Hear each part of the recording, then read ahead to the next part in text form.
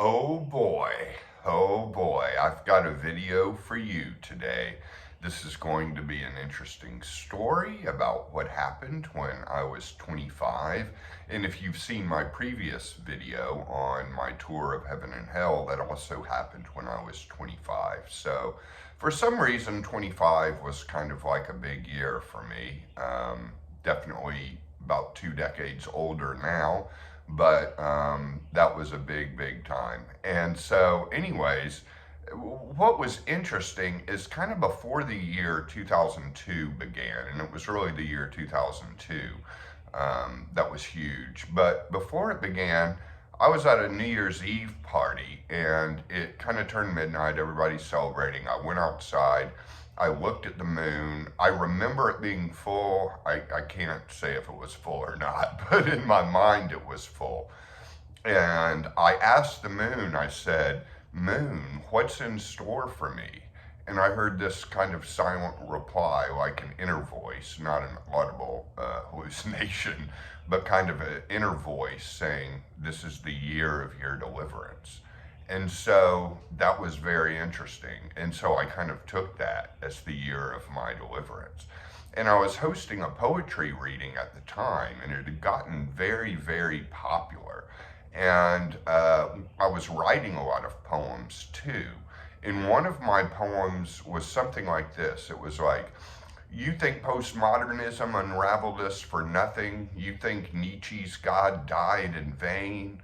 Earth is the playing field and traditions are the players, but who can speak the name of the game? This is the year of my deliverance, the union of angels pure and demons hostile. And that's not some idle chatter, boys. That's the real, authentic gospel." And so I kind of proclaimed it was the year of my deliverance. So this is one interesting thing that almost happened by happenstance. And in a sense, I've kind of put it just as a small footnote in the story that is my life. But looking back, it kind of had some good teaching lessons to it. And I was at another gathering, and it was kind of a hippie crowd. It was on a porch. I can't remember the details too much, but everybody was kind of real chill and just kind of quiet, in their own world. And so I was basically in a chair and just for some reason closed my eyes and just suddenly went into a vision. And I went into this vision of this just angry Catholic priest. And he basically showed me all the seven deadly sins and how I was committing them in my life.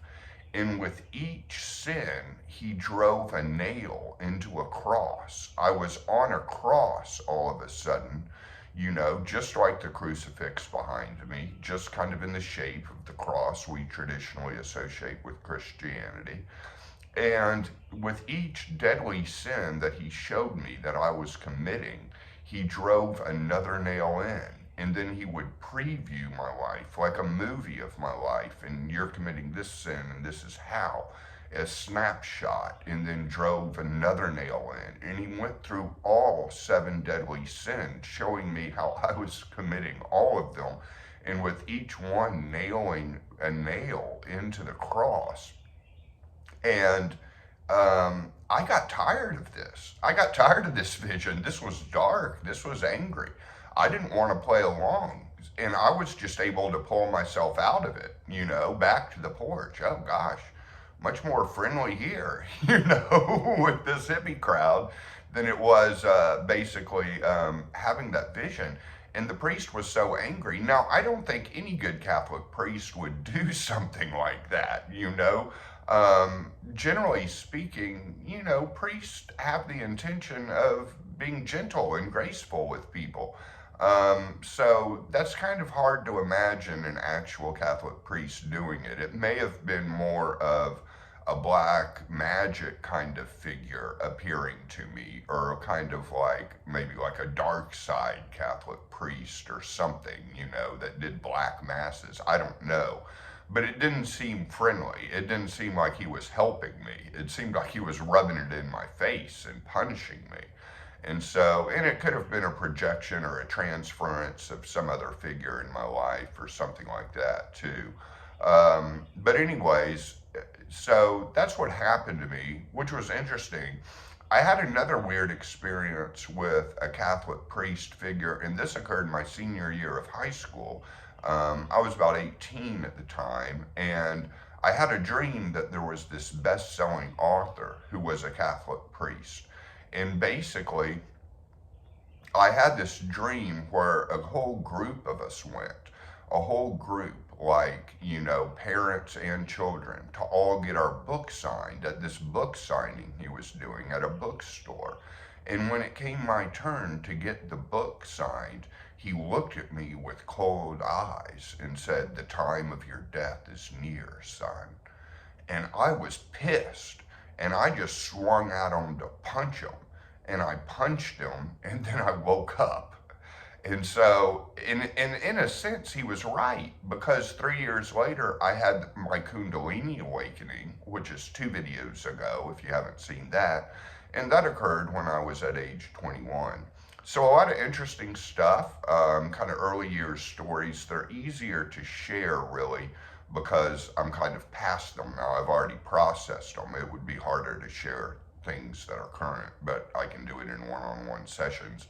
Which brings me to say, and this video is not over, keep watching, but I just wanted to say, yes, I am Clint Sabom. I'm a spiritual coach for people going through initiation into Hermetics. If you're interested, visit my website at clintsabom.com, clintsabom.com, and I also do transmissions of the Akasha in group sessions, or I can do a transmission individually, or I can just help coach you through the steps. It's really up to the client. I meet each client where they are at in their journey. So with the 7 deadly sins here, let's look at this.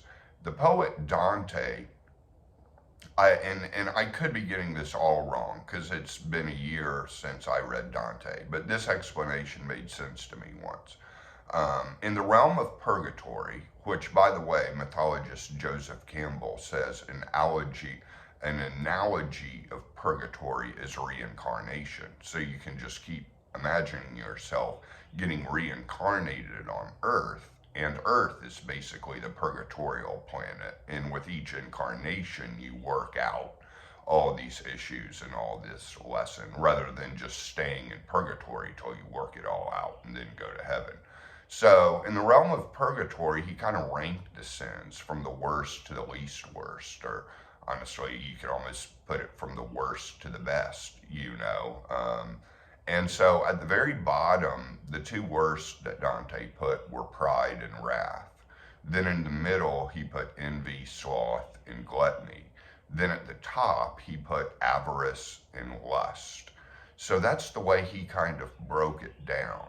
Now, I wouldn't necessarily agree with that breakdown, because I think all of those qualities can also have some good sides to them.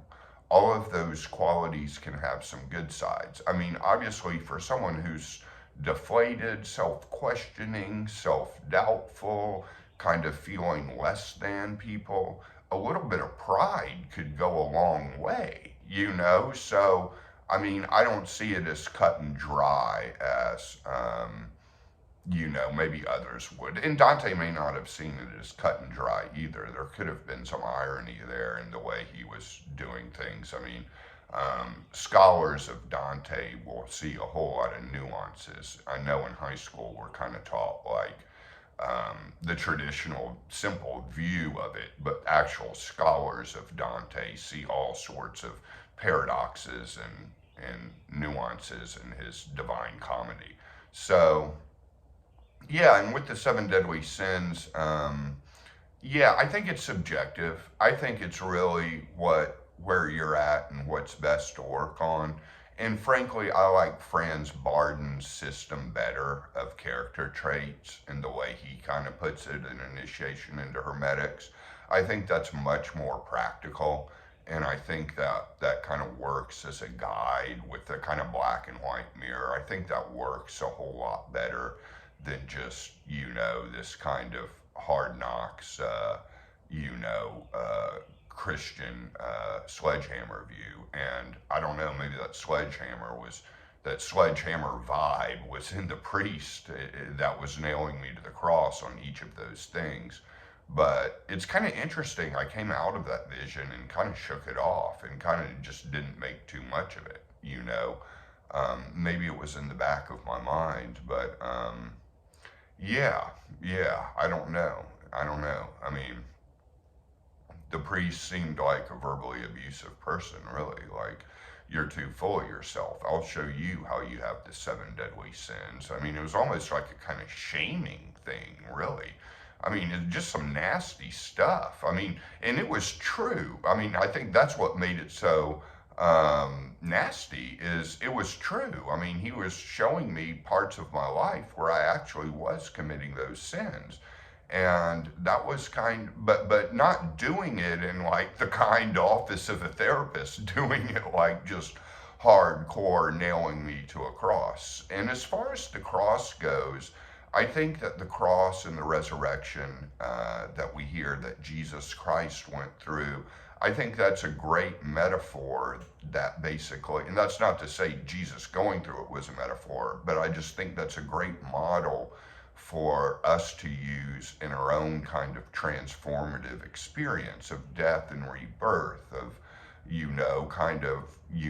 like decaying and then renewing, and how that happens throughout life, and how some crosses that you have to go through are going to be bigger than other ones. I think there's this interesting book centered on Christ that says in monastic life, the cross you're crucified on is the cross you least want to be crucified on.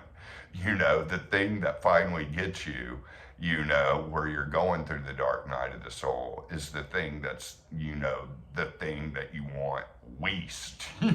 So it's kind of interesting how some of this happens. So I hope you got some good things. And again, contact me. You can also just send me a simple email at thegraveyardcowboy@gmail.com.